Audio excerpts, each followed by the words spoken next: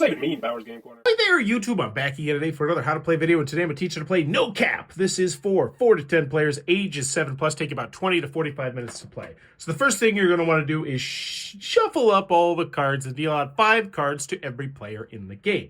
Now, you're going to need to decide how you're going to break up into teams in this game. At a bare minimum, you need 2 teams of 2, but this can go up to 10 players. They recommend either teams of 2 or 2 large teams. They also recommend you play in even numbers, but if that's not possible, then just deal with it. Somebody's going to have an extra player on their team. Now, before the game begins, everyone that's on a team is going to get together and they are going to work out a signal that everyone knows on their team. That signal means that in their hand, they have 5 of a kind of the same number. Now, if you're playing the easy mode of the game, the signal that you're going to give to your teammates could be either verbal or non-verbal. However, if you're playing the hard version of the game, they have to be non-verbal cues, like shaking your hand or blinking or something like that. But once everybody knows their cues, you go back to the table. Everyone's going to have 5 cards, and you're going to want to make sure that you are not next to your teammate. So, for instance, it would be Team 1, Team 2, Team 1, Team 2 in this 4-player game that I have set up.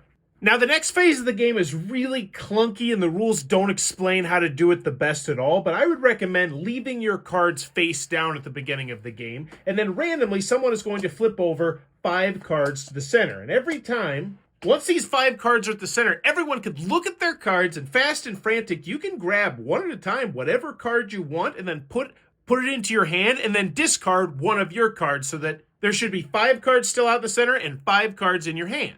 And everyone's going to be doing this at the same time.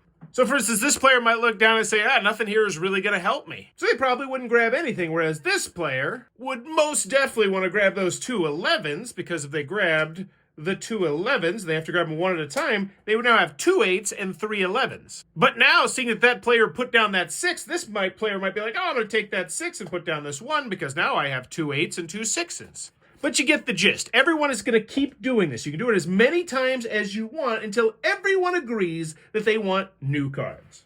Now, exactly who's supposed to flip over the cards and when they should do it and when people can start grabbing cards is once again not covered in the Garbo rule booklet. So I would just recommend everyone put down their cards. And when the 5 new cards come out, I would actually put them face down. Now, this isn't mentioned in the rules, but they really don't give you much to work with. And then I would just have everyone kind of flip over all the cards at the same time, because you should have 8 hands potentially that could flip these over at once, and then it becomes a free-for-all. Otherwise, it just feels like it's kind of unfair for whoever's flipping over the cards. It seems like an easy rule to clarify if you didn't put a stupid video game controller there, huh?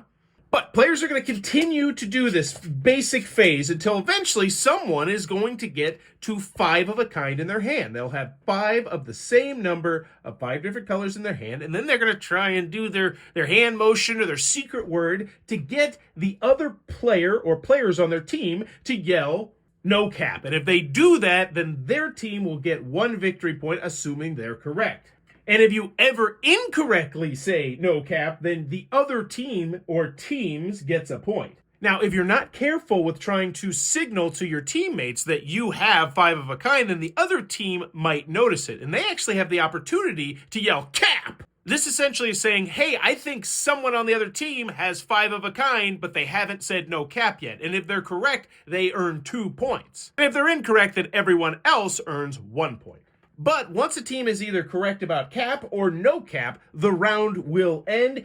And if a team has reached a certain point threshold, they recommend either 3, 5, or 7 points, then that team has won the game. If not, shuffle everything up, redeal, rinse, wash, repeat, until someone reaches that point threshold. But that's how you play NoCap. If this helped you out, give it a thumbs up, and thanks for your time, YouTube.